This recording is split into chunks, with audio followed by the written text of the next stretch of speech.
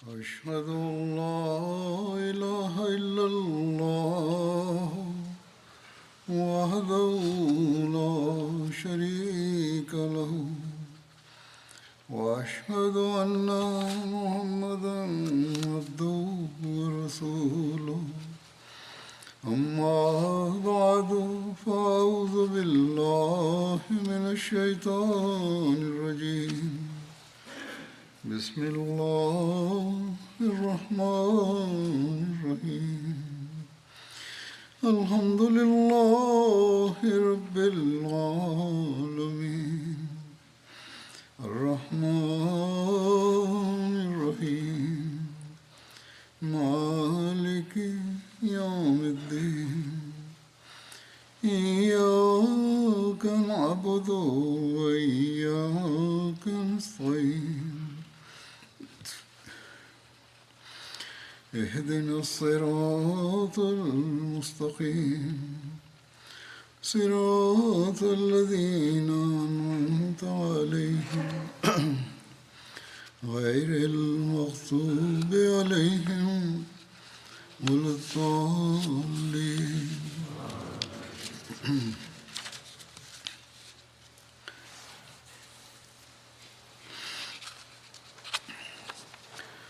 आज भी अॼु बि उहद वारी जंग जा कुझु वधीक तफ़सील बयानु कंदुसि। जहिड़ो का ॻाल्हि थी हुई त दरो ख़ाली करण जे करे काफ़रनि पुठियां हमिलो कयो ऐं जंग हाराईंदे हाराईंदे उहे खटण लॻा। दुश्मन जो हमिलो तमामु ख़ौफ़नाक हो। उन वक़्तु पाण सॻोरन सल्लल्लाहु अलैहि वसल्लम जी साबित क़दमी ऐं जुरत ऐं बहादुरी जो नमूनो कहिड़ो हो, इन बारे में लिखियलु आहे तफ़सील त जॾहिं लड़ाई ॿिए पासे हले वञण खां पोइ असहाब बदहवासी में पंहिंजो पाण संभाले न सघिया ऐं अफ़रा तफ़री जो शिकार थी विया त पाण सॻोरा सल्लल्लाहु अलैहि वसल्लम इन अफ़रा तफ़री में ऐं पंहिंजे चइनी पासे दुश्मननि जे अंबूह जे बावजूदु पंहिंजी जॻह ते साबित क़दम ऐं ॼमिया बीठा रहिया। असहाबनि खे घबराहट में हेॾे होॾे भॼंदे ॾिसी उन्हनि खे पुकारींदे पाण सॻोरा सल्लल्लाहु अलैहि वसल्लम फरमाईंदा पिया वञनि, ऐं फलाणा मूं ॾांहुं अचु, ऐं फलाणा मूं ॾांहुं अचु, मां ख़ुदा जो रसूल आहियां। जॾहिं त हर पासे खां मथनि तीरनि जो वसकारो थी रहियो हो। हिकिड़ी रिवायत में आहे त पाण ॾाढियां आवाज़ में फरमाए रहिया हुआ, अनन नबियो ला कज़िब, अनबनो अब्दुल मुत्तलिब, अनल अब्दुल अवातिक। मां नबी आहियां, इन में कूड़ न आहे। मां अब्दुल मुत्तलिब जो पुटु आहियां। मां अवातिक माना त आतकाउनि जो पुटु आहियां। आम तौर ते ही रिवायतुनि ऐं सीरत जे किताबनि में ही आहे त ही फ़िक्रा पाण ग़ज़वा हुनैन में फरमाया हुआऊं, पर बहरहाल बईद नाहे त इहे ई फ़िक्रा पाण उहद में बि फरमाया हुजनि ऐं हुनैन में बि फरमाया हुजनि। अवातिक जो हिते ज़िक्र थियो आहे। अवातिक आतिका जो जमा आहे ऐं आतिका नाले जूं हिक खां वधीक औरतूं हुयूं जेके पाण सॻोरन सल्लल्लाहु अलैहि वसल्लम जूं जिद्दात माना त नानियूं ॾाॾियूं हुयूं। हिकिड़ी त आतिका बिनत हलाल जेका अब्द मुनाफ़ जी वालदा हुई, ॿी आतिका बिनत मुर्रा जेका हाशिम बिन अब्द मुनाफ़ जी वालदा हुई, टीं आतिका बिनत औकस जेका वहब माना त हज़रत आमना जे वालिद जी माउ हुई।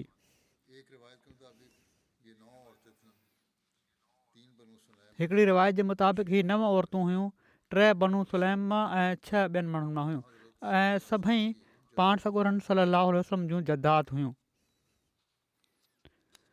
हिन वाक़े जो तफ़सील बयानु कंदे हज़रत मिर्ज़ा बशीर अहमद साहब सीरत ख़ातमुन नबीयीन में लिखियो आहे त जॾहिं अब्दुल्ला बिन ज़ुबैर जे साथियुनि ॾिठो त हाणे त फ़तह थी चुकी आहे त उन्हनि पंहिंजे अमीर अब्दुल्ला खे चयो त हाणे त फ़तह थी चुकी आहे ऐं मुस्लमान गनीमत जो माल गॾु कनि पिया था, तव्हां असांखे इजाज़त ॾियो त असां बि लश्कर सां वञी शामिलु थी वञूं। अब्दुल्ला उन्हनि खे रोकियो ऐं पाण सॻोरनि सलाहु वसलम जी ताक़ीदी हिदायत यादि ॾियारायईं, पर हू फ़तह जी ख़ुशी में ही माण्हू गाफ़िल थी रहिया हुआ, तंहिं करे उहे न मुड़िया ऐं हीअ चवंदे हेठि लही विया त रसूलुल्लाह सल्लल्लाहु अलैहि वसल्लम जो सिर्फ़ु हीअ मतिलबु हुयो त जेसि ताईं पूरो इत्मिनान न थी वञे दरो ख़ाली न छॾियो वञे, ऐं हाणे छो त फ़तह थी चुकी आहे तंहिं करे वञण में को हर्ज़ु न आहे। ऐं सवाइ अब्दुल्ला बिन ज़ुबैर ऐं उन्हनि जे 5-7 साथियुनि जे दरे जी हिफ़ाज़त जे लाइ को न बचियो। ख़ालिद बिन वलीद जी तेज़ अखि परे खां दरे ॾांहुं ॾिठो त ॾिठईं त मैदान साफ़ आहे, जंहिं ते उन पंहिंजे सुवारनि खे जल्दी जल्दी गॾु करे फ़ौरन दरे ॾे मुंहुं कयो ऐं उन जे पुठियां पुठियां इकरमा बिन अबू जहल बि बचियल सचियल दस्ते खे साण वठी तेज़ी सां उते पहुतो। हीअ ॿई दस्ता अब्दुल्ला बिन ज़ुबैर ऐं उन्हनि जे कुझु साथियुनि खे घड़ी खन में शहीद करे इस्लामी लश्कर जे अक़ब में ओचितो हमलावर थी विया। मुस्लमान जेके फ़तह जे इत्मिनान में गाफ़िल ऐं मुंतशिर थी रहिया हुआ, इन ओचिती मुसीबत खां घबराए विया, पर पोइ बि पाण संभाले विया ऐं मोट खाई काफ़रनि जे हमले खे रोकणु चाहियूं। उन वक़्तु कंहिं चालाक दुश्मन ही आवाज़ु ॾिनो त ऐं मुस्लमानो ॿिए पासे खां बि काफ़रनि जो हमिलो थी वियो आहे, माना त हुन पासे खां बि हमिलो थी वियो आहे। मुस्लमाननि परेशान थी वरी मोट खाधी ऐं घबराहट में बिना ॾिठे सम्झे पंहिंजनि ई माण्हुनि ते तलवार हलाइणु शुरू करे ॾिनऊं। ॿिए पासे मके जी हिकिड़ी दिलेर औरत अमरा बिनते अलकमा जॾहिं हीउ नज़ारो ॾिठो त तकड़ में अॻिते वधी कुरैश जो झंडो जेको हींअर ताईं मिटी में किरियो पियो हुयो खणी बुलंद करे छॾियईं, जंहिंखे ॾिसंदे ई कुरैश जो मुंतशिर लश्कर वरी गॾु थी वियो ऐं अहिड़ी तरह मुस्लमान हक़ीक़तनि चइनी पासे खां दुश्मन जे घेरे में अची विया ऐं इस्लामी फ़ौज में हिकिड़ी ख़तरनाक बेक़रारी वारी भॼ डुक वारी सूरत पैदा थी वई। एतिरो त पहिरियां बि बयानु थी चुको आहे गुज़िरियल ख़ुतबे में त कहिड़ी तरह ई गॾु थिया हुआ, हमिलो थियो हुयो, कहिड़ी तरह झंडो कंहिं खयो। बहरहाल अॻिते जेको आहे उहो ई आहे त उन वक़्तु पाण सॻोरा सलाहु वसलम जेके हिकिड़ी मथां ई जॻह ते बीठे ही सॼो नज़ारो ॾिसी रहिया हुआ, मुस्लमाननि खे सॾनि ते सॾु कयऊं, पर इन लुड़ में हुज़ूर जो आवाज़ु बसि गुम ई थी पियो वञे। मौरख़ लिखनि था त हीउ सभु कुझु एतिरे थोरे वक़्त में थी वियो जो अक्सर मुस्लमान बिल्कुलु बदहवास थी विया, एसि ताईं जो इन बदहवासी में के मुस्लमान हिक ॿिए ते हमला करणु लॻी पिया ऐं पंहिंजे पराए में फ़र्क़ु न रहियो। जीअं त ख़ुदि मुस्लमाननि जे हथां के मुस्लमान ज़ख़्मी थी पिया ऐं जहिड़ो की गुज़िरियल ख़ुतबे में ॻाल्हि थी हुई त हुज़ैफ़ा जे वालिद यमान खे त मुस्लमाननि ग़लती सां शहीद ई करे छॾियो। हुज़ैफ़ा उन वक़्तु वेझो ई हुआ, हू रड़ंदा ई रहिजी विया त ऐं मुस्लमानो हीअ मुंहिंजा वालिद आहिनि, पर उन वक़्तु केरु पियो ॿुधे। पाण सॻोरनि सलाहु वसलम बाद में मुस्लमाननि तरफ़ां यमान जो खून बहा अदा करणु चाहियो, पर हुज़ैफ़ा वठण खां इनकार करे छॾियो ऐं चयऊं त मां पंहिंजे पीउ जो खून मुस्लमाननि खे माफ़ थो कयां। हज़रत ख़लीफ़ुल मसीह सानी रज़ियल्लाहु तआला अन्हु इन वाक़े खे बयानु कंदे फ़रमाइनि था त हिकिड़ी ऊंदाही घड़ी उहा हुई जॾहिं त उहद में पाण ज़ख़्मी थिया ऐं ओड़े क़िस्म जा वाक़िया गॾु थी विया जो इस्लामी लश्कर जी फ़तह शिकस्त जी सूरत में तब्दील थी वई। इन जंग में हिकिड़ो दरो अहिड़ो हुयो जिथे पाण सॻोरनि सलाहु वसलम पंहिंजा के माण्हू चूंडे बीहारिया हुआ ऐं उन्हनि खे हुकुम ॾिनो हुआऊं त जंग जी तोड़े का बि हालत थिए तव्हां हिन दरे खे न आहे छॾिणो। जॾहिं काफ़रनि जो लश्कर मुंतशिर थी वियो त उन्हनि ग़लती सां इज्तिहाद कयो त हाणे त हिते बीहण जो को फ़ाइदो कोन्हे, असां बि हलूं ऐं लड़ाई में कुझु हिसो वठूं। उन्हनि जे सरदार उन्हनि खे चयो बि त पाण सॻोरन सलाहु वसलम जो हुकुम आहे त असां हीउ दरो छॾे न वञूं, पर उन्हनि चयो त पाण सॻोरन सलम जो हीउ मतिलबु त न हो त फ़तह थी वञे तॾहिं बि हिते बीठा रहिजो। हुज़ूर जे इरशाद जो त हीउ मतिलबु हुयो त जेसिताईं जंग थींदी रहे हिन दरे खे न छॾिजो। हाणे छो त फ़तह थी चुकी आहे, दुश्मन भॼे पियो थो, असांखे बि त कुझु सवाबु जहाद जो हासिलु करणु घुरिजे। जीअं त उहो दरो ख़ाली थी वियो। ख़ालिद बिन वलीद जेके उन वक़्तु ताईं अञा मुस्लमान न थिया हुआ, नौजवान हुआ ऐं उन्हनि जी नज़र तमामु तेज़ हुई। जॾहिं हू पंहिंजे लश्कर समेत भॼंदा पिया वञनि त उन्हनि ओचितो पोएं पासे नज़र विधी त ॾिठूं त दरो त ख़ाली आहे। हीउ ॾिसंदे ई हू वापसि मोटिया ऐं मुस्लमाननि जी पुठि ते हमिलो करे ॾिनऊं। मुस्लमाननि जे लाइ हीउ हमिलो छो त बिल्कुलु अहिड़ो हुयो जंहिंजी का उमेद न हुई, तंहिं करे उन्हनि ते सख़्तु घबराहट तारी थी वई ऐं बसबब विखरियल हुअण जे दुश्मन जो मुक़ाबिलो न करे सघिया।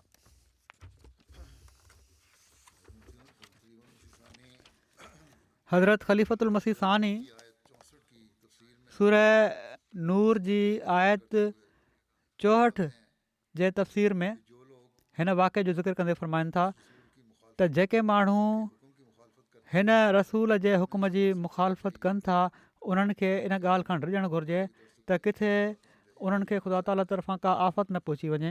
हीउ तर्जुमो आहे हिन आयत जो।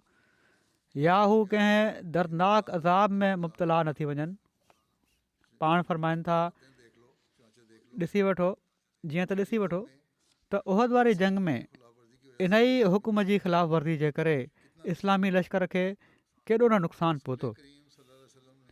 पाण सॻोरन सलाहु वसलम हिकिड़े जाबलू दरे जी हिफ़ाज़त जे लाइ 50 सिपाही मुक़ररु फ़रमाया हुआ ऐं हीउ दरो एॾो अहम हुयो जो पाण उन्हनि जे ऑफिसर अब्दुल्ला बिन जुबैर अंसारी खे घुराए फ़रमायो त तोड़े असां मारिजी वञूं या खटी वञूं, तव्हां इन दरे खे नाहे छॾिणो। पर जॾहिं काफ़रनि खे शिकस्त थी ऐं मुस्लमाननि उन्हनि जो पीछो करणु शुरू करे ॾिनो त इन दरे ते जेके सिपाही मुक़ररु हुआ उन्हनि पंहिंजे ऑफिसर खे चयो त हाणे त फ़तह थी चुकी आहे, हाणे असांजो हिते बीहणु बेकार आहे, असांखे इजाज़त ॾियो त असां बि जहाद में शरीक थियण जो सवाबु वठूं। उन्हनि जे ऑफिसर उन्हनि खे सम्झायो त ॾिसो, पाण सॻोरन सलाहु वसलम जे हुकुम जी ख़िलाफ़ वर्ज़ी न कयो। पाण सॻोरन सलाहु वसलम फ़रमायो हुयो त तोड़े फ़तह थिए या शिकस्त तव्हां हिन दरे खे न आहे छॾिणो, तंहिं करे मां तव्हांखे वञण जी इजाज़त नथो ॾेई सघां। उन्हनि चयो त पाण सॻोरन सलाहु वसलम जो हीउ मतिलबु त न हुयो त भली फ़तह थी वञे त पोइ बि तव्हां हितां नाहे चुरणो। हुज़ूर जो मक़सदु त सिर्फ़ु ताक़ीद करणु हुयो। हाणे जॾहिं त फ़तह थी चुकी आहे, असांजो हिते कहिड़ो कमु आहे। जीअं त उन्हनि ख़ुदा जे रसूल जे हुकुम ते पंहिंजी राय खे फ़ोक़ियत ॾींदे उन दरे खे छॾे ॾिनो। सिर्फ़ु उन्हनि जो ऑफिसर ऐं कुझु सिपाही वञी बाक़ी बचिया। जॾहिं काफ़रनि जो लश्कर मके ॾांहुं भॼंदो पियो वञे त ओचितो ख़ालिद बिन वलीद पोएं पासे मोट खाई ॾिठो त दरे खे ॾिठूं त ख़ाली आहे। उन्हनि अमर बिन आस खे सॾु कयो। हीअ ॿई अञा ताईं मुस्लमान न थिया हुआ ऐं चयाईं ॾिस केॾो भलो मौक़ियो आहे, अचु असां मोटी मुस्लमाननि ते हमिलो कयूं। जीअं त ॿिन्ही जर्नेलनि पंहिंजे भॼंदड़ दस्तनि खे संभालियो ऐं इस्लामी लश्कर जे उन्हनि कुझु सिपाहियुनि खे मारींदे जबल ते चढ़ी विया। कुझु मुस्लमान जेके उते मौजूदु हुआ ऐं जेके दुश्मन जो मुक़ाबिलो करण जी ताक़त न पिया रखनि, उन्हनि खे टुकड़ा टुकड़ा करे छॾियो ऐं इस्लामी लश्कर ते पोएं पासे खां हमिलो करे ॾिनऊं। काफ़रनि जो हीउ हमिलो एतिरो ओचितो हुयो जो मुस्लमान जेके फ़तह जी ख़ुशी में हेॾे होॾे विखरी विया हुआ, उन्हनि जा पेर बीह न सघिया। सिर्फ़ु कुझु असाब ड्रोड़ी पाण सॻोरन सलम जे चौधारी गॾु थी विया। जंग जो अंगु 20 खां वधीक न हुयो, पर हीउ कुझु माण्हू केसि ताईं दुश्मन जो मुक़ाबिलो करे सघनि पिया। आख़िर काफ़रनि जे हिकिड़े वहकरे जे करे मुस्लमान सिपाही बि पोएं पासे धिकजी विया ऐं पाण सॻोरा सलाहु वसलम जंग जे मैदान में अकेला वञी बचिया। इन ई हालत में पाण सॻोरन सलाहु वसलम जे लोहे टोप ते हिकिड़ो पथर लॻो, जंहिंजे करे लोहे टोप जा कोका हुज़ूर जे मथे में घिड़ी विया ऐं पाण बेहोश थी हिकिड़ी खॾ में किरी पिया, जेको किन शैताननि इस्लामी लश्कर खे नुक़सानु पहुचाइण जे लाइ खोटे ढके रखियो हो। इन खां पोइ कुझु ॿिया असाब शहीद थिया ऐं उन्हनि जा लाश हुज़ूर जे मुबारक जिस्म ते वञी किरिया ऐं माण्हुनि में हीउ मशहूरु थी वियो त पाण सॻोरा सलाहु वसलम शहीद थी विया आहिनि। पर उहे असाब जेके काफ़रनि जे वहकिरे जे करे पोइते धिकिजी विया हुआ, काफ़रनि जे पोइते हटंदे ई वरी पाण सॻोरनि सलाहु वसलम जे चौधारी गॾु थी विया ऐं उन्हनि हुज़ूर खे खॾ मां ॿाहिरि कढियो। थोरी देरि खां पोइ पाण सॻोरनि सलाहु वसलम खे होश अची वियो ऐं पाण सॻोरनि सलाहु वसलम चइनी पासे मैदान में माण्हू डोड़ाए छॾिया त मुस्लमान वरी गॾु थी वञनि ऐं पाण उन्हनि खे साण वठी जबल जे दामन में हलिया विया। इस्लामी लश्कर खे काफ़रनि ते फ़तह हासिल करण खां पोइ हिकिड़ी आरज़ी शिकस्त जो ज़ख़्म इन लाइ लॻो जो उन्हनि मां कुझु माण्हुनि पाण सॻोरनि सलाहु वसलम जे हिकिड़े हुक्म जी ख़िलाफ़ वर्ज़ी कई हुई ऐं हुज़ूर जी हिदायत ते अमल करण जे बदिरां पंहिंजे इज्तिहाद खां कमु वठणु शुरू करे ॾिनो हुआ। जेकॾहिं उहे माण्हू मोहम्मद रसूल सलाहु वसलम जे पुठियां ओड़ी तरह हलनि हा जहिड़ी तरह नब्ज़ क़ल्ब जी हरकत जे पुठियां हलंदी आहे, जेकॾहिं हू सम्झनि हा त मोहम्मद रसूल वसलम जे हुकुम जे नतीजे में जेकॾहिं सॼी दुनिया खे बि पंहिंजूं जानियूं क़ुर्बान करणियूं पवनि थियूं त उहा हिकिड़ी बेहक़ीक़त शइ आहे। जेकॾहिं हू ज़ाती इज्तिहाद खां कमु वठी उन जाबलू दरे खे न छॾनि हा जंहिं ते पाण सॻोरनि सलाहु वसलम उन्हनि खे इन हिदायत सां बीहारियो हुयो त तोड़े असां फ़तह हासिलु कयूं या मारिजी वञूं, तव्हां हिन जॻह तां नाहे चुरणो त न दुश्मन खे ॿीहर हमिलो करण जो मौक़ो मिले हा ऐं न मोहम्मद रसूल सलाहु वसलम ऐं हुज़ूर जे असाबनि खे को नुक़सानु पहुचे हा। सो अलाह ताला हीअ फ़रमायो आहे न त तव्हां नाफ़रमानी कई त नुक़सानु पियो, हीउ इन जो नतीजो हो। वरी हिकिड़े ॿिए हंधि बि हज़रत मुस्लिम मऊद वॾो लतीफ़ तफ़सीर फ़रमायो आहे। सूरह कौसर जो तमामु तफ़सीर आहे जेको पाण फ़रमायाऊं, उन में बि इन वाक़े जो ज़िक्र फ़रमायाऊं ऐं इन जो ज़िक्र कंदे फ़रमाइनि था त उहद वारी जंग जे मौक़े ते मुस्लमाननि खे ख़ुदा ताला फ़तह ॾिनी ऐं काफ़र भॼी विया।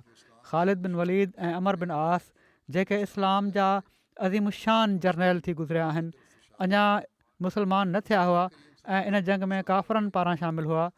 पाण सॻोरनि सल्लल्लाहु अलैहि वसल्लम असाबनि जे हिकिड़े गिरोह खे हिकिड़े दरे में बीहारियो ऐं उन्हनि खे ताक़ीदी हुकुम ॾिनऊं त तव्हां हिन जॻह तां नाहे चुरणो, तोड़े असांखे फ़तह थिए या शिकस्त, असां मारिजी वञूं या ज़िंदा रहूं, तव्हां हिन जॻह खे नाहे छॾिणो।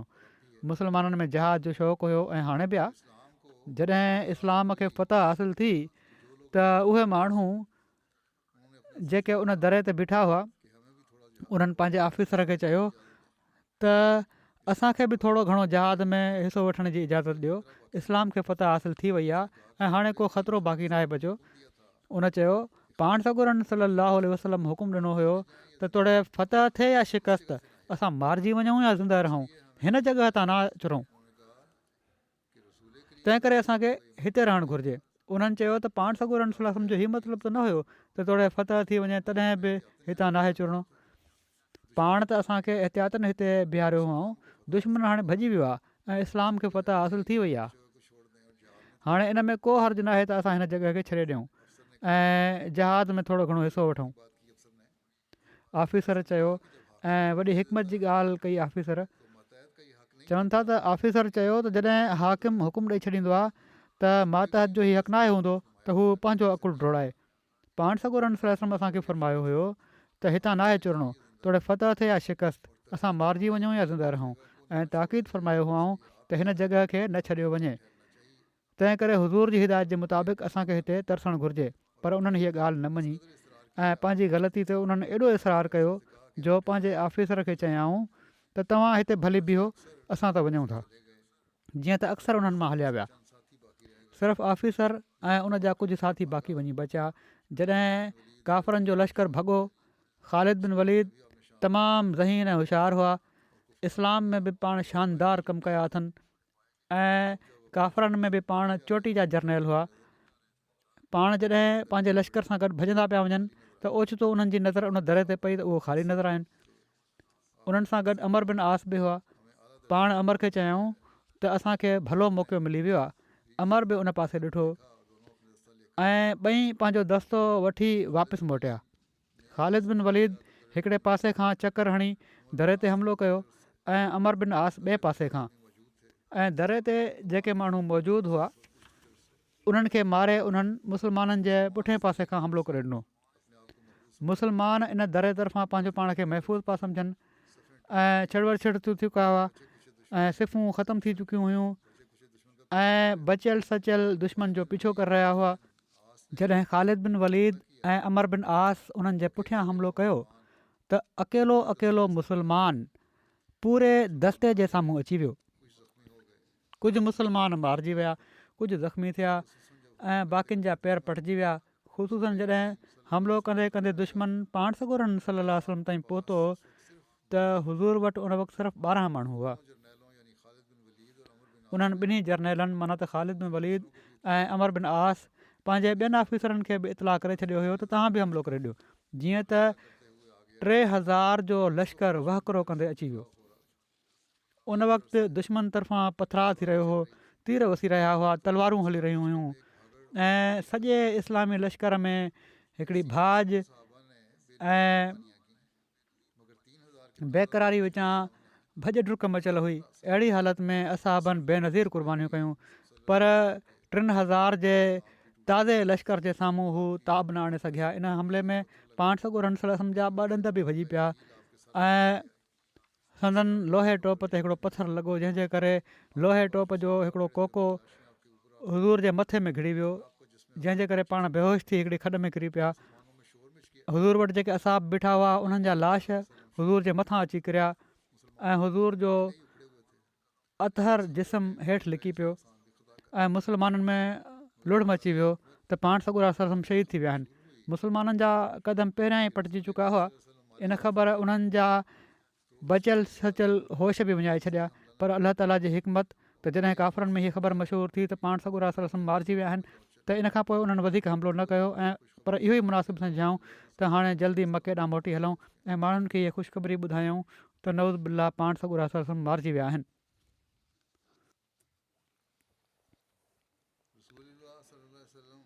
रसूलुल्लाह सल्लल्लाहु अलैहि वसल्लम जी बहादुरी ऐं साबित क़दमी जे बारे में रिवायतुनि में हीअं ज़िक्र आहे। मिक़दाद बिन अमर उहद जे ॾींहं जो ज़िक्र कंदे बयानु कयो आहे त अलाह जो कसम मुशरिकनि क़तलु कयो ऐं पाण सॻोरनि सल्लल्लाहु अलैहि वसल्लम खे ॾाढा ज़ख़्म पहुचायऊं। ॿुधी वठो, उन ज़ात जो कसम जंहिं पाण सॻोरनि सल्लल्लाहु अलैहि वसल्लम खे हक़ सां मोकिलियो आहे, पाण सॻोरा सल्लल्लाहु अलैहि वसल्लम हिकिड़ी गिराहट बि पोइ ते न हटिया ऐं हुज़ूर दुश्मन जे साम्हूं रहिया ऐं पाण सॻोरनि सल्लल्लाहु अलैहि वसल्लम जे असाबनि जी हिकिड़ी जमायत हिकु दफ़ो हुज़ूर ॾांहुं मोटी ईंदी हुई, वरी हमले जे ज़ोर जे करे परे थी वेंदी हुई। मन त काफ़रनि जो जॾहिं हमिलो थींदो हुयो त वरी हेॾे होॾे थी वेंदा हुआ, वरी मोटी पवंदा हुआ। सो कॾहिं पाण बीही पंहिंजे कमान सां तीर उछलींदा हुआ ऐं पथर उछलींदा हुआ, एसि ताईं जो मुशरिकनि खे परे करे छॾींदा हुआ ऐं रसूलुल्लाह सल्लल्लाहु अलैहि वसल्लम असाबनि जी हिकिड़ी जमायत सां गॾु साबित क़दम रहिया।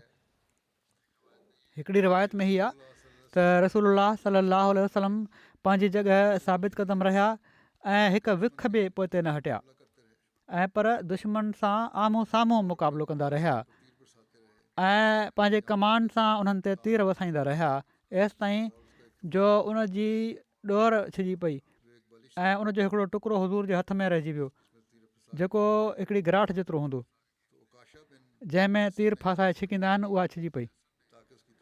त उकाशा बिन महसन हुज़ूर खां कमान वरिती त जीअं उन जी ॾोर ॿधी छॾनि ऐं उन चयो त या रसूलल्लाह ॾोर पूरी नथी पई थिए त रसूलुल्लाह सल्लल्लाहु अलैहि वसल्लम फरमायो त इनखे छिक पूरी थी वेंदी। उकाशा चवनि था त उन ज़ात जो कसम जंहिं हुज़ूर खे हक़ सां मोकिलियो आहे, मां उनखे छिकियो त उहा ॾोर पूरी थी वई ऐं मां कमान जी काठी ते उन जा 2 या 3 वकड़ ॾिना, या त ॾोर पूरी न पई थिए या पोइ हिकिड़ो मौजज़ो थी वियो ऐं पूरी बि थी वई। पोइ रसूलुल्लाह सल्लल्लाहु अलैहि वसल्लम पंहिंजी कमान खईं ऐं तीर वसाईंदा रहिया ऐं अबू तलहा हुज़ूर ते ढाल बणिजी हुज़ूर खे ढकीन वेठा हुआ, एसि ताईं जो कमान भॼी टुकड़ा टुकड़ा थी वई ऐं उन जा तीर ख़तमु थी विया त कमान क़तादा बिन नौमान वरिती ऐं उहा कमान हमेशह उन्हनि वटि रही ऐं रसूल सम पथर उछणु लॻा। नाफ़े बिन जुबैर बयानु कनि था त मां मुहाजरनि मां हिकिड़े शख़्स खे हीअ चवंदे ॿुधो त मां उहद में शरीक थियो हुउसि। मूं ॾिठो त हर पासे खां तीर अचनि पिया था ऐं रसूल सलाहु वसलम उन्हनि जे विच में आहिनि। सभई तीर पाण सॻुरनि सरसम खां परे पिया थी वञनि ऐं मां अब्दुल्ला बिन शुहाब ज़ोहरी खे ॾिठो त हू उन ॾींहुं चई रहियो हुयो त तव्हां मुंहिंजी मोहम्मद सलम ॾांहुं रहनुमाई कयो, जेकॾहिं हू बची विया त मां न बचंदुसि। ऐं रसूल सलाहु वसलम उन जे भर में हुआ। उन वक़्तु रसूल वसलम सां गॾु को बि न हो। जॾहिं हू अॻिते निकिरी वियो त सफ़वान बिन उमैया उनखे मलामत कई। उन चयो, अलाह जो कसम, मां त उन्हनि खे न ॾिठो। अलाह ताला बि अहिड़ी तरह हिफ़ाज़त फ़रमाए रहियो हो। मां अलाह जो कसम खणां थो त हू असांखां महफ़ूज़ कया विया। अलाह जो कसम, असां 4 माण्हू मके मां निकिता हुआसीं ऐं उन्हनि जे क़तल ते पाण में अहद पैमान कयासीं, पर असां उन्हनि ताईं न पहुची सघियासीं। इब्न साद चवनि था त अबू निमर किनानी चयो, मां मुशरिकनि सां गॾु उहद में शरीक थियुसि ऐं मां उन ॾींहुं 5 निशाना ठाहे रखिया हुआ। उन्हनि ते पंहिंजा तीर वसायां पोइ मां रसूल सलम ॾांहुं ॾिसंदो रहियुसि त हुज़ूर जा असाब सॻोरा हुज़ूर खे वकोड़ियूं बीठा हुआ ऐं तीर हुज़ूर जे साॼे खाॿे किरी रहिया हुआ। कुझु तीर हुज़ूर जे अॻियां किरी पिया पवनि, कुझु पुठियां किरी पिया पवनि। पोइ अलाह ताला मूंखे इस्लाम जी हिदायत ॾिनी, बाद में ई मुस्लमान थी विया।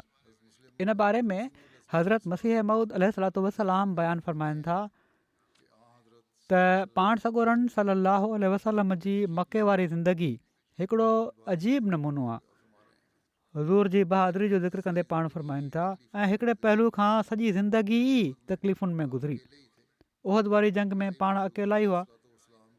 लड़ाई में हुज़ूर अलैहिस्सलातु वसलाम जो पंहिंजे बारे में ॿुधाइण त मां रसूलुल्लाह आहियां, पाण सॻोरनि सलाहु वसलम जी कहिड़े न दर्जे जी शौक़त, जुरत ऐं इस्तक़ामत खे ज़ाहिर करे थो।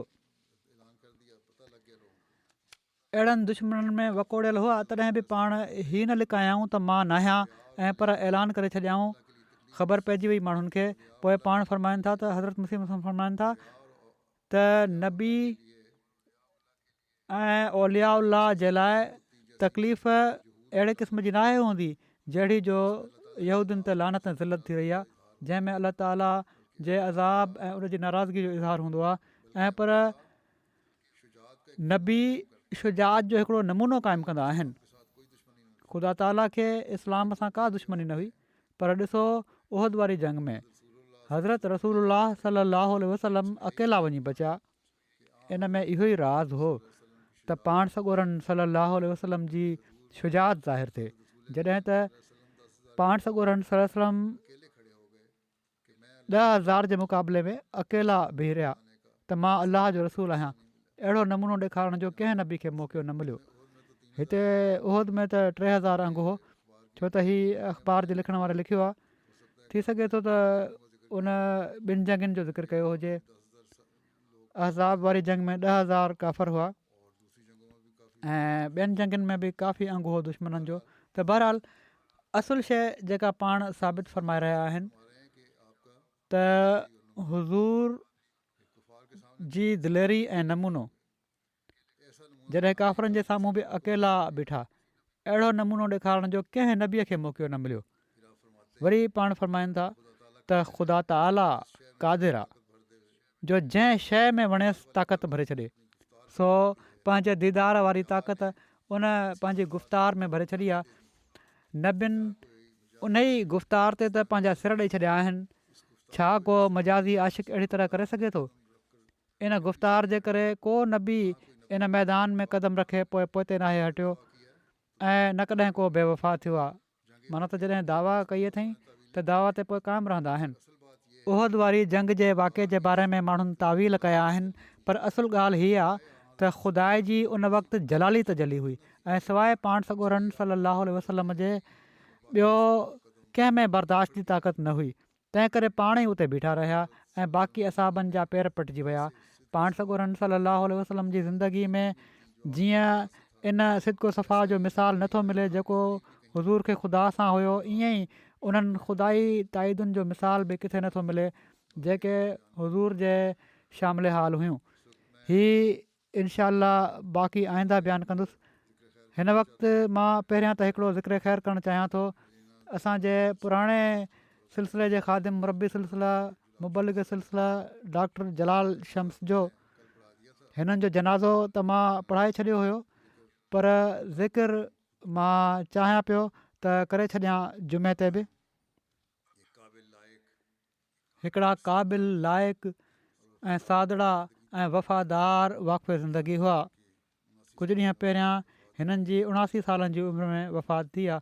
इन्ना लिल्लाहि व इन्ना इलैहि राजिऊन। 1969 में जामिया में शाहिद जी डिग्री हिननि सुठियुनि मार्कुनि में हासिलु कई ऐं कुझु वक़्तु पाकिस्तान में मुख़्तलिफ़ जॻहुनि ते कमु कयाऊं। पोइ हज़रत ख़लीफ़ुल मसीह सालिस जे इरशाद ते तुर्की ॿोली सिखण जे लाइ इस्लामाबाद पाकिस्तान हिननि खे मोकिलियो वियो। पोइ तुर्की ॿोली में आला तालीम जे लाइ 1974 में हिननि खे तुर्की मोकिलियो वियो, जिथां हिननि तुर्की ॿोली में PhD जी डिग्री हासिलु कई सुठियुनि मार्कुनि में। पोइ हज़रत ख़लीफ़ुल मसीह राबे रहमल्ला ताला जे इरशाद ते UK आया। हिते हिननि खे बरतानिया ऐं पोइ जर्मनी में मुबलिग सिलसिला तौरु ख़िदमतूं बजाइण जी तौफ़ीक़ मिली। तंहिं करे हिननि खे सुञाणण वारा जेके मुख़्तलिफ़ माण्हू लिखनि पिया था, तुर्की मां बि आहिनि ऐं जर्मनी मां बि, UK मां बि, ऐं काफ़ी वसी दोस्तनि जो हल्को हो हिननि जो ऐं वाक़फ़ियत हुई। बहरहाल इन खां पोइ बरतानिया में इंचार्ज तुर्की डेस्क मुक़ररु कयो वियो हिननि खे ऐं वफ़ात जे वक़्त ताईं इन उहिदे ते तमामु इख़लास ऐं महिनत सां ख़िदमत पजाणींदा रहिया। कमाल दर्जे जी ज़हानत ऐं फ़तानत ऐं ज़ीरकी अलाह ताला हिननि खे ॾिनी। तुर्की में जॾहिं पाण तुर्किश ॿोली जी डिग्री हासिलु कयऊं त इस्तंबोल यूनिवर्सिटी हिननि खे प्रोफेसर तौरु जॉब जी ऑफर कई ऐं भली जॉब हुई, पघार बि ग़ैर मामूली हुई। पाण हज़रत ख़लीफ़ुल मसीह राबे रहमल्ला ताला खां इन सिलसिले में रहनुमाई चाहियऊं त हुज़ूर फरमायो, हीअ न चाहियऊं त कर या न कर। उन्हनि फरमायो त तव्हां ई दुआउनि सां फ़ैसिलो कयो ऐं सोचे सम्झे फ़ैसिलो कयो, तूं छा थो चाहीं। तॾहिं पाण दुआ कयऊं ऐं अलाह ताला जे हुज़ूर पंहिंजे वक़्फ़ खे फ़ोक़ियत ॾिनऊं ऐं इन जवाब खां इनकार करे छॾियऊं। 2002 में तुर्की जे हिकिड़े दौरे दौरान तुर्की में हिननि खे 2 साथियुनि सां गॾु इस्लाम अहमदियत जी तबलीग जे जुर्म में क़ैद कयो वियो ऐं 4.5 महीना हिननि खे असीरी जी बि सआदत नसीब थी। हिननि जे अहम कारनामनि में पंहिंजे साथियुनि सां गॾु क़ुर शरीफ़ जो तुर्की ॿोली में तर्जुमो बि शामिलु आहे। इन खां अलावा हज़रत मसीह मौद अलैहिस्सलाम जे केतिरनि ई किताबनि जो तर्जुमो करणु ऐं ॿिया केतिरा ई तबलीगी तरबियती पम्फलेट्स ट्रैक्ट तुर्किश ॿोली में लिखणु ऐं किताब तुर्किश ॿोली में लिखणु ऐं शाया करण जी बि तौफ़ीक़ मिली। पाण इल्मी शख़्सियत हुआ, किताबनि जे मुताले जो शौक़ु हुयुनि। हज़रत मसीह मऊद अलैहिस्सलाम ऐं ख़लीफ़नि जे किताबनि जो तमामु बारीक बीनीअ सां मुतालो कंदा हुआ, किताबनि ते ई नोट्स वठंदा रहंदा हुआ। जमायती किताबनि खां अलावा ग़ैर जमायती मुख़्तलिफ़ इल्मनि ऐं फ़ननि जा किताब पढ़ण जो बि शौक़ु रखंदा हुआ। तमामु नुक़्ता रस शख़्सियत हुआ ऐं दोस्तनि ऐं अज़ीज़नि सां इल्मी ॻाल्हि ॿोल बि जेका कंदा हुआ त वॾी बारीकी सां नुक़्ता बयानु कंदा हुआ। जिथे ॾुखियाई पेश ईंदी हुअनि, जॾहिं उन्हनि खे सम्झ न ईंदी हुई त हीअ न हुयो त कंहिं क़िस्म जो तकबुर हुजे ऐं पर जूनियर मुरबियुनि खां बि रहनुमाई वठंदा हुआ। ॿोलियूं सिखण जी ख़ुदादाद सलाहियत हुअनि ऐं मलिको हासिलु हुअनि। उर्दू पंजाबी त मादरी ॿोलियूं हुयूं। इन खां अलावा तुर्की ॿोली में बि पाण PhD कयऊं ऐं ग़ैर मामूली महारत हासिलु कयऊं। पोइ अहिड़ी तरह इंग्लिश, अरबी, जर्मन ऐं फ़ारसी बि ॻाल्हाए वठंदा हुआ ऐं पर किन जॻहियुनि ते हिननि हज़रत ख़लीफ़ुल मसीह राबे जी मजलुसनि में अरबी ॼाणण वारो जॾहिं को न हूंदो हुयो त अरबी में तर्जुमो बि कयो आहे, सराइकी बि ॻाल्हाए वठंदा हुआ। ख़ुतबे जो शुरू में ई तर्जुमो बि कंदा रहिया आहिनि। लाइव तर्जुमो न, ख़ुतबे जे फ़ौरन बाद तर्जुमो कंदा हुआ। ऐं तुर्की जा जेके ॿोली जा माहिर हुआ उहे बि हिननि जी तुर्क ॿोली खे ऐं विकेबलरी जी ॾाढी तारीफ़ कंदा हुआ। तक़रीर ऐं तहरीर जो मलिको ॾाढो भलो हुयो हिननि खे। बहरहाल मरहूम केतिरनि ई ख़ूबियुनि जा मालिक हुआ। हुकूकुल्लाह सां गॾोगॾु हुकूकुल इबाद बि कमाल हद ताईं बजा आणींदा हुआ। माइट हुजनि या माइट न हुजनि, सभिनी सां हिकु जहिड़ी मुहबत करण वारा। केतिरनि ई माण्हुनि ख़त लिखिया आहिनि मूंखे। हमदर्द ऐं बेतकल्लुफ़ वजूद हुआ। मुलाक़ात खां पोइ यादियुनि जा लाजवाब नक्श छॾे वेंदा हुआ। मुतवक्किल अल्लाह इंसान हुआ। ग़रीबनि मिसकिननि ऐं क़ाबिल इमदाद माण्हुनि जी ख़ामोशी सां मदद कंदा हुआ। ख़िलाफ़त सां प्यार ऐं आशिक़ाणो इश्क़ रखंदा हुआ। सचा ख़्वाब ॾिसण वारा साहिब रोया हुआ। ज़िक्र इलाही तमामु घणो करण वारा हुआ। अलाह ताला हिननि जा दर्जा बुलंद फ़रमाए ऐं हिननि जे ॿारनि खे, हिननि जी घरवारी खे, सभिनी खे सब्र ऐं हौसलो अता फ़रमाए ऐं हिननि जूं नेकियूं जारी रखण जी तौफ़ीक़ अता फ़रमाए। ॿिया ज़िक्र जेके मूं करणा आहिनि, जंहिंजा जनाज़ा ग़ाइब बि पढ़ाईंदुसि उहे आहिनि।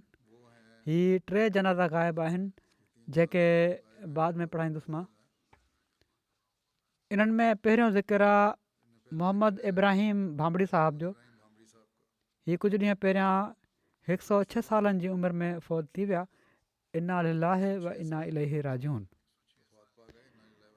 काग़ज़नि में किन हंधनि तां हिननि जी उमिरि 106 साल साबित थिए थी, किन जॻहुनि ते 109।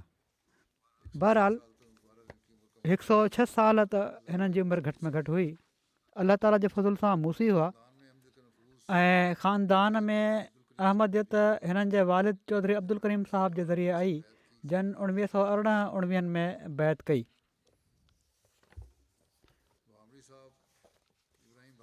भांबड़ी साहिब इब्राहिम भांबड़ी साहिब पंहिंजे वालिद जी बैत जो ज़िक्र कंदे लिखनि था त ख़ानदान में अहमदियत अलाह ताला जे फज़ुल सां मुंहिंजे वालिद साहिब जे ज़रिए आई। मुंहिंजा वालिद साहिब पहिरियां अहले हदीस फ़िरके सां मुंसलिक हुआ। 1918 में उन्हनि जी नज़र काफ़ी कमज़ोर थी वई। मोतीअ जी बीमारी थी वई। इलाज ख़ातिर कादियान में नूर इस्पताल में अची विया। छो त मुंहिंजा वालिद मशहूरु हुआ। माण्हुनि खे ख़बर पई त चौधरी अब्दुल करीम साहिबु इस्पताल में दाख़िल आहिनि त पुछण लाइ बि माण्हू अचणु लॻा। मास्टर अब्दुररहमान साहिबु, मेहर सिंह ऐं ॿिया बुज़ुर्ग बि ईंदा रहिया ऐं हिननि जी ख़िदमत चाकरी कंदा रहिया चौधरी साहिब जी। ऐं हिननि खे तबलीग बि हिननि माण्हुनि, हिननि बुज़ुर्गनि हिननि खे तबलीग बि शुरू करे ॾिनी। त हीअ लिखनि था भांबड़ी साहिबु त वालिद साहिब जे ज़हन में चङी तरह हीअ मसइलो हल थी वियो त हज़रत ईसा अलैहिस्सलाम फ़ौत थी विया आहिनि ऐं दिलि में वहिजी वियो त ईसा अलैहिस्सलाम ज़िंदा न आहिनि ऐं पर वफ़ात याफ़्ता आहिनि। जॾहिं उन्हनि जी दिलि हीउ यकीन करे वरितो त मसीह मऊद बिल्कुलु बरहक आहिनि, सच आहिनि, छो त ईसा अलैहिस्सलाम जॾहिं फ़ौत थी विया त पोइ मसीह मऊद ज़माने जी ज़रूरत हुई। त मसीह मौत जे अचण जो इहो ज़मानो हुयो। जेकॾहिं हाणे बि न आहे अचिणो त पोइ कॾहिं अचिणो आहे। उन्हनि कादियान में पंहिंजी बीमारी जे दौरान ई बैत करे वरिती ऐं जॾहिं वापसि पंहिंजे ॻोठु भांबड़ी आया, माण्हुनि खे ख़बर पई त हिननि अहमदियत क़बूल करे वरिती आहे त ॾाढो अफ़सोस कयो माण्हुनि अची हिननि सां। उन्हनि चयो त मियां अब्दुल करीम साहिबु, जेकॾहिं असांखे ख़बर हुजे हा त तव्हां कादियान वञी मिर्ज़ाई थी वञिणो आहे त तोड़े तव्हां अंधा ई छो न थी वञो हा, असां तव्हांखे कादियान वञणु न ॾियूं हा। त इन जो जवाबु ॾींदा हुआ हिननि जा वालिद साहिबु त मुंहिंजी जिस्मानी नज़र सां गॾु मुंहिंजी रूहानी नज़र बि तेज़ थी वई आहे ऐं चवंदा हुआ त रूहानी नज़र जिस्मानी नज़र खां वधीक ज़रूरी आहे। अलाह ताला जो मां शुकुरु नथो अदा करे सघां जो अलाह ताला मूंखे सिधे वाट ते हलायो आहे ऐं मां अला वजल बसीरत चई सघां थो त हज़रत मसीह मऊद अलैहिस्सलाम सचा आहिनि। बहरहाल ॻोठ जे माण्हुनि खे एॾो बुग़्ज़ हुयो हज़रत मसीह मऊद अलैहिस्सलाम सां। मुलनि एॾो पैदा कयो हो ज़हर दिमाग़नि में जो चवंदा हुआ त असां तव्हांखे त मेहदी, जेकॾहिं तव्हां दावा कयो न मेहदी हुअण जी, त असां तव्हांखे मेहदी मञी वठंदासीं पर मिर्ज़ा ग़ुलाम अहमद खे न मञींदासीं।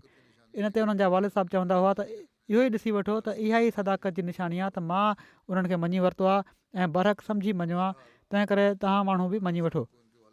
बहरहाल भांबड़ी साहिब खे उन्हनि जे वालिद साहिब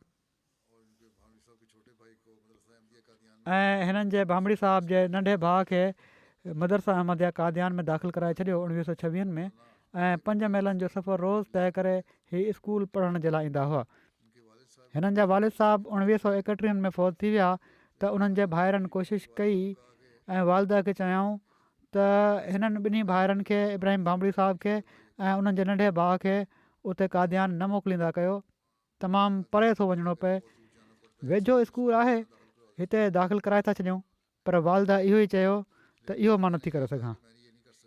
जेको हिननि जे वालिद साहिब मदरसा अहमदिया में दाख़िल करायो आहे, हीअ हाणे मदरसा अहमदिया में ई पढ़ंदा ऐं अहिड़ी तरह चवनि था त असां उते कादियान वेंदा रहियासीं।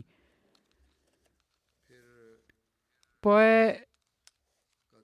कादियान मां मदरसो पास करे 7वीं क्लास उन वक़्तु जामिया में दाख़िला मिली वेंदी हुई। 7 खां पोइ जामिया अहमदिया में तालीम हासिलु कईसीं। पोइ 1941 में प्राइवेट तौरु मैट्रिक जो इम्तिहान पास कयोसीं। 1939 में मौलवी फाज़िल जो इम्तिहान पास कयोसीं। हज़रत मसीह मऊद अलैहिस्सलाम जो क़सीदो सॼो यादि हो हिननि खे। केतिरियूं ई नज़मूं कलाम महमूद जूं, दुर समीन जूं यादि हुअनि, इक़्तिबास केतिरा ई हिननि खे यादि हुआ ऐं तमामु जल्दी ई हवाला ॾेई छॾींदा हुआ। 1939 में पंजाब यूनिवर्सिटी मां मौलवी फाज़िल जो इम्तिहान पास करण खां पोइ हिननि ज़िंदगी वक़्फ़ु करे छॾी। जॾहिं हज़रत ख़लीफ़ुल मसीह सानी जी ख़िदमत में हाज़िर थिया त पाण फ़रमायाऊं त दफ़्तरी कमु सिखो। 1 जनवरी 1944 में मदरसा अहमदिया में दीनियात ऐं अरबी टीचर तौरु हिननि जी मुक़ररी थी। 1941 खां 1947 ताईं जमायती ख़िदमतूं सर अंजाम ॾिनऊं। 1941 खां 44 3 साल हज़रत मिर्ज़ा बशीर अहमद साहिब जे पर्सनल सेक्रेटरी तौरु कमु कयाऊं। पोइ बैतुल माल में बि नज़ारत बैतुल माल में बि पाण कमु कयाऊं, छो त हज़रत मुस्लिम मऊद दफ़्तरी कमु सिखण जी तलक़ीन फ़रमाई हुई। पोइ 1947 तालीमुल इस्लाम हाई स्कूल कादियान में उस्ताद तौरु हिननि जी मुक़ररी थी ऐं पार्टीशन खां पोइ तालीमुल इस्लाम हाई स्कूल रबुआ में ख़िदमत जी तौफ़ीक़ हासिलु कयाऊं। 1974 ताईं हीअ ख़िदमतूं सर अंजाम ॾींदा रहिया। 1974 में हीअ स्कूल मां रिटायर थिया ऐं पोइ 1975 खां 1994 ताईं वक़फ़े जदीद में इंस्पेक्टर वक़फ़े जदीद नाज़िम इरशाद तौरु कमु कयाऊं। हज़रत ख़लीफ़तुल मसीह राबे हज़रत मिर्ज़ा ताहिर अहमद साहिब सां गॾु बि कमु कंदा हुआ ऐं उन्हनि जे इरशाद ते मुख़्तलिफ़ जॻहुनि जा दौरा कंदा हुआ ऐं मामला निबेरींदा हुआ। मौलमनि खे पढ़ाइण जो बि हिननि फ़र्ज़ु अंजाम ॾिनो। 50 सालनि खां वधीक वक़्तु हिननि खे सदर मोहल्ला दारुलनसर तौरु ख़िदमत जी बि तौफ़ीक़ मिली। इमाम सलात हुआ त तरावी बि पढ़ाईंदा हुआ ऐं क़ुर शरीफ़ बि हिननि खे काफ़ी हिफ़्ज़ हो। हिननि जी हिकिड़ी धीउ चए थी त मिटनि माइटनि सां हिननि जो मिसाली वर्ताउ हो। जेतिरा माइट बि रबुआ खां ॿाहिरि मुक़ीम हुआ, उन्हनि जे ॿारनि असांजे घर में रही तालीम हासिलु कई। हिननि जी तवील ऐं बाबरकत फ़ाल ज़िंदगी जो राज़ सुबुह सवेर फजर ते उथणु ऐं तमामु घणो अलाह ताला जो ज़िक्र करणु, पंधु हलणु ऐं साइकिल ते स्कूल ऐं दफ़्तरु अचणु हो। तमामु सादड़ी खुराक खाईंदा हुआ ऐं हमेशह काने ऐं साबिर रहंदा हुआ।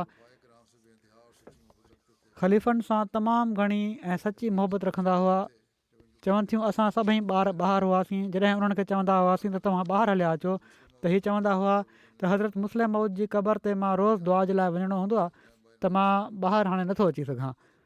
हज़रत मुस्लिम मऊद सां बि हिकिड़ी ख़ासि मोहबत ऐं लॻाउ हो हिननि खे। जॾहिं बि को हिननि वटि दुआ जे लाइ ईंदो हुयो, सभिनी खां पहिरियां चवंदा हुआ त ख़लीफ़े वक़्त खे ख़तु लिख, पोइ दुआ कंदुसि।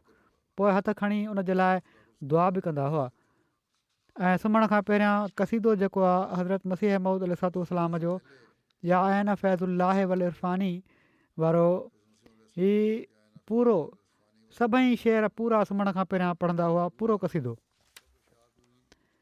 पोइ हीअ लिखनि थियूं त मुंहिंजा बाबा साईं हिकिड़े ख़्वाब जो अक्सर ज़िक्र कंदा हुआ जेको उन्हनि जे वालिद माना त हिननि जे ॾाॾे धीउ जे ॾाॾे ॾिठो हुयो त इब्राहिम खजी जे वण ते चढ़े पियो थो ऐं हू डिॼे थो त मां किथे हेठि न किरी पवां पर ॾिसंदे ई ॾिसंदे खजी जे वण जे आख़िरी हिसे ताईं पहुची थो वञा त पाण माना त मुंहिंजा वालिद साहिबु इन ख़्वाब जो ताबीर पंहिंजी डिघी उमिरि ऐं इल्मु सम्झंदा हुआ। शेख मुबारक अहमद साहिबु नाज़िर दीवान पाकिस्तान लिखनि था त मां हिननि जो शागिर्द बि रहियो आहियां ऐं पोइ 5 साल स्कूल में पढ़ायो बि आहे हिननि सां गॾु टीचर तौरु। बोर्डिंग में भामड़ी साहिबु ट्यूटर तौरु कमु कंदा हुआ ऐं तमामु वॾो वक़्तु हुननि कमु कयो आहे। बोर्डिंग जे छोकिरनि सां अहमदी ऐं ग़ैर अहमदी सभिनी ॿारनि सां प्यारु मुहबत ऐं शफ़क़त जो वर्ता रखंदा हुआ। हर छोकिरे जी तबियत ऐं मिज़ाज जे मुताबिक़ तरबियत जो अलॻि अलॻि तरीक़ो अख़्तियारु कंदा हुआ। छोकिरा बि तमामु जल्द हिननि सां हिरी वेंदा हुआ ऐं पीउ वांगुरु इज़त ऐं वर्ता रखंदा हुआ। घणो टाइम बोर्डिंग में गुज़ारींदा हुआ, निमाज़ जी इमामत कराईंदा हुआ, सभिनी छोकिरनि जी निमाज़ में ख़ासि निगरानी कंदा हुआ ऐं ॾाढो प्यारु ऐं मुहबत करण वारा शफ़क़त करण वारा हुआ। मां बि हिननि जो शागिर्दु रहियो आहियां ऐं हिननि मूं ते सख़्ती बि कई हुई ऐं पर मां हिननि खे जॾहिं नाज़रे आला हुउसि त हिननि जी सख़्ती यादि ॾियाराईंदो हुउसि त खिली ॾींदा हुआ पर गॾु हमदर्दी हूंदी हुई, इस्लाह मक़सदु हूंदी हुई।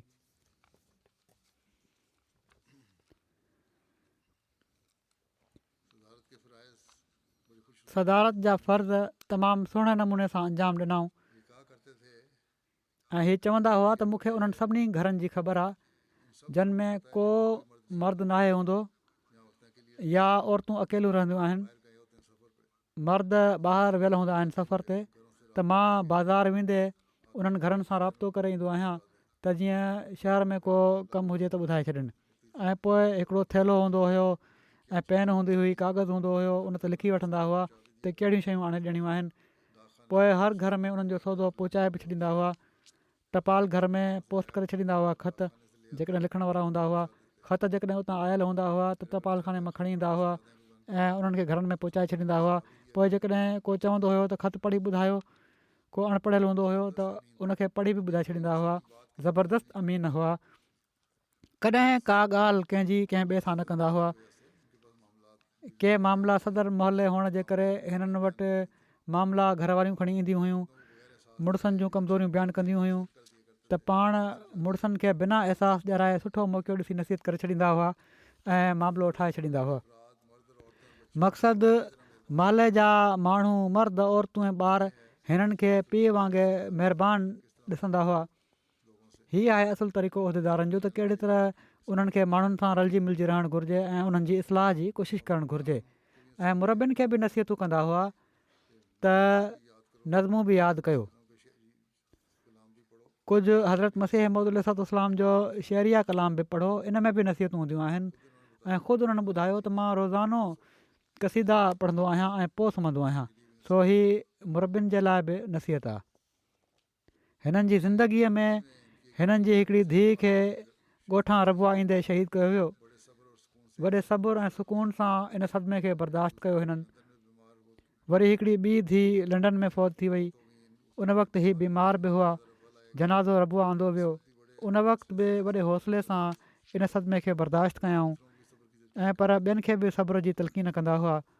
बहरहाल हिननि हर अंदाज़ सां हिकिड़ी कामयाबु ज़िंदगी गुज़ारी ऐं डिघी ज़िंदगी गुज़ारी ऐं अक्सर चवंदा हुआ त हीउ ॿियो जहान हिन जहान खां तमामु ख़ूबसूरत आहे। अलाह ताला हिननि जा दर्जा बुलंद फ़रमाए ऐं हिननि जी औलाद खे बि हिननि जूं नेकियूं जारी रखण जी तौफ़ीक़ ॾे। ॿियो जनाज़ो जंहिंजो मूं पढ़ाइणो आहे उहे आहिनि यूसुफ जारे साहिबु। घाना जा रहण वारा हुआ। कुझु ॾींहं पहिरियां हिननि जी वफ़ात थी आहे। इन्ना लिल्लाहि व इन्ना इलैहि राजिऊन। अमीर मिशनरी इंचार्ज घाना लिखनि था, मरहूम मूसी हुआ, मुख़लिस अहमदी दोस्त हुआ, मुख़्तलिफ़ उहिदनि ते फ़ाइज़ रहिया ऐं भरपूर जमायती ख़िदमतुनि जी तौफ़ीक़ हासिलु कयऊं। वफ़ात महल 2 अहमदिया सीनियर हाई स्कूलनि जे चेयरमैन बोर्ड तौरु बि ख़िदमत सरंजाम ॾेई रहिया हुआ। तालीम जे शोबे सां मुंसलिक हुआ। रिटायरमेंट खां अॻु पोर्ट्सन ऐं पोइ कुमासी जे अहमदिया सीनियर स्कूलनि जे हेडमास्टर तौरु ख़िदमत अंजाम ॾींदा रहिया। यूसुफ साहब सदर मजलिस ख़ुदामुल अहमदिया घाना तौरु बि ख़िदमत जी तौफ़ीक़ हासिलु कई। हज़रत ख़लीफ़ुल मसीह राबे जे 1988 जे दौरे जे दौरान पाण सदर मजलिस ख़ुदामुल अहमदिया तौरु ख़िदमत सर अंजाम ॾेई रहिया हुआ ऐं सिक्योरिटी जे सिलसिले में ॾाढी ख़िदमत कयऊं। मरहूम तालीम जे शोबे सां मुंसलिक हुआ ऐं अहमदी नौजवाननि जी तालीम जे बारे में हमेशह कोशिश में रहंदा हुआ। हिननि जा हिकिड़ा पोटा हिन वक़्तु मुरबी सिलसिला आहिनि ऐं ख़िदमतूं सर अंजाम ॾियनि पिया था। अलाह ताला हिननि सां मग़फ़िरत ऐं रहम जो वर्ताव फरमाए। अॻिलो ज़िक्र आहे अलहाज उस्मान बिन आदम साहब ऑफ घाना जो। हीअ बि 81 सालनि जी उमिरि में कुझु ॾींहं पहिरियां फ़ौत थी विया। इन्ना लिल्लाहि व इन्ना इलैहि राजिऊन। हिननि जे बारे में अमीर मिशनरी इंचार्ज लिखनि था, वसियत जे निज़ाम सां मुंसलिक हुआ, तमामु मुख़लिस अहमदी हुआ, नमाज़ुनि जा पाबंद, चंदनि जी अदायगी में बाक़ाइदा, जमायती कमनि में वधी सदी हिसो वठण वारा, ख़िलाफ़त जा सचा वफ़ादार ऐं इहो ई जज़्बो उन्हनि पंहिंजी औलाद में पैदा करण जी कोशिशि कई। पंहिंजे ॿारनि जी दीनी ऐं दुनियावी तालीम ते ख़ूब तवजो ॾींदा हुआ। क़ुर शरीफ़ जे फ़ांटी ॿोली जे तर्जुमे में बि हिननि जो वॾो किरदारु आहे। क़ुर शरीफ़ जो फ़ांटी ॿोली में तर्जुमो कयो वियो, इन में बि हिननि काफ़ी किरदारु अदा कयो आहे। हिननि जी बेगम जो चवणु आहे त मरहूम तमामु तहमुल मिज़ाज ऐं मुहबत करण वारा इंसान हुआ। 2012 में अलाह ताला जे फज़ल सां हिननि खे हज जी सआदत मिली। जमायत जे केतिरनि ई माण्हुनि खे हिननि क़ुर शरीफ़ पढ़ायो। अलाह ताला हिननि सां मग़फ़िरत ऐं रहम जो वर्ताव फ़रमाए ऐं हिननि जे ॿारनि खे बि हिननि जूं नेकियूं जारी रखण जी तौफ़ीक़ अता फ़रमाए।